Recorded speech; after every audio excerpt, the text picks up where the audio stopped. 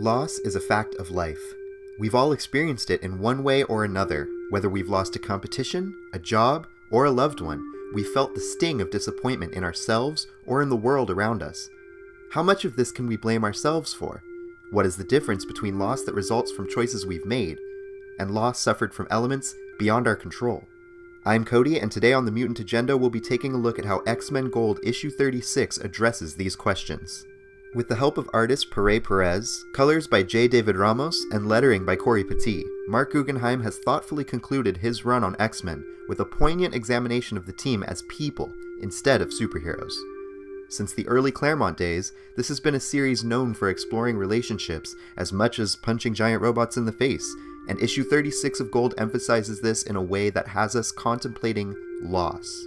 Kitty and Colossus have lost their love. Likewise, Rachel and Kurt have lost the romance they once shared. Rachel lost her own free will when Mesmero forced her to attack her friends. Storm attained the power of a god and lost it just as quickly. Our heroes are dealing with an emptiness that looms heavily over this issue. They seem despondent, almost fragmented, but when a call to action brings them together for a common goal, they don't skip a beat. A massively powerful mutant has manifested destructive powers that are out of his control.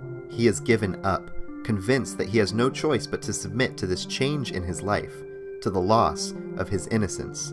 With an honesty true to Kitty's character, she informs him that yes, he will indeed be losing the life he knew, but that it's not over.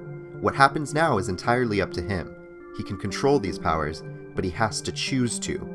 Her words get through to the young mutant, and the crisis is diffused just as a frightened civilian takes justice into their own hands, shooting and seriously injuring him. They're able to get him to a hospital where they learn that the doctor considers a procedure too risky. The patient could level the entire building should the powers manifest during a delicate operation, and it's a risk he's not willing to take. Kitty can't understand potentially losing this life. This loss wouldn't be like the one she experienced with Colossus. This one wasn't fair. This one came from someone else's bullet and would end with a stranger's decision. In a panic, Kitty assumes her role as leader and strategist, ordering an invasive psychic push into the doctor's mind to force him into operating, until her own friends ask her if that's really her decision. Does she want to cross this line? Her answer in that moment? Yes. Kitty cannot accept the loss of this young mutant's life, because it was a situation that was completely out of her hands. She was so close, but an outside force interjected. Luckily, another doctor appears who is willing to try and save the boy's life. First appearing as a bigoted mutant hater in issue 1, this is a woman who made a choice. She observed the X-Men on their never-ending quest to gain the public's trust as protectors of peace and equality instead of malicious deviants to be hated and feared. She decided that more than anything, the X-Men are people. People who struggle to find their place in a world filled with adversity, filled with loss.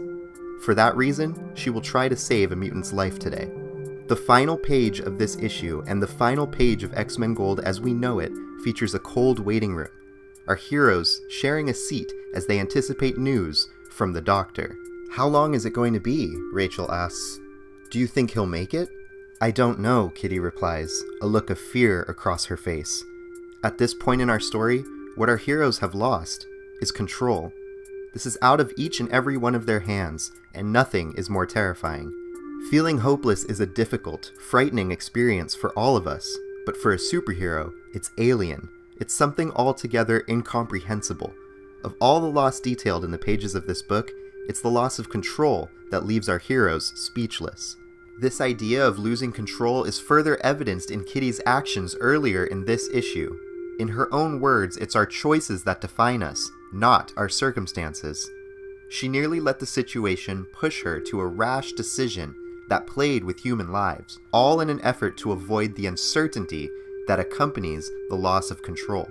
So why did Guggenheim end X-Men Gold with uncertainty? Because it's human.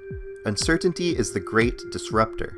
None of us know what could happen to the people we love a day from now, a week from now, a month, a year. But we have to face this uncertainty with courage and with love. We have to choose to live, because none of us know how long we've got. It's up to us to carve our paths and to do the right thing. We have to choose to be heroes.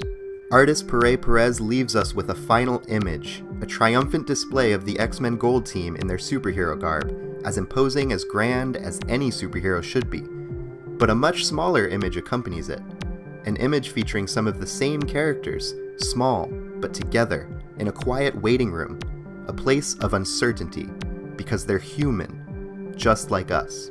We can punch as many robots as we want to, but at the end of the day, it's our relationships that determine our fate. Our relationships with ourselves, with each other, and with the world around us. After all, isn't that what the X-Men is all about? Please feel free to share your thoughts on X-Men Gold issue 36 in the comments below, and share your thoughts about X-Men Gold as a series in general. Like and subscribe if you enjoyed the video, and I will be back with more content. Thanks again.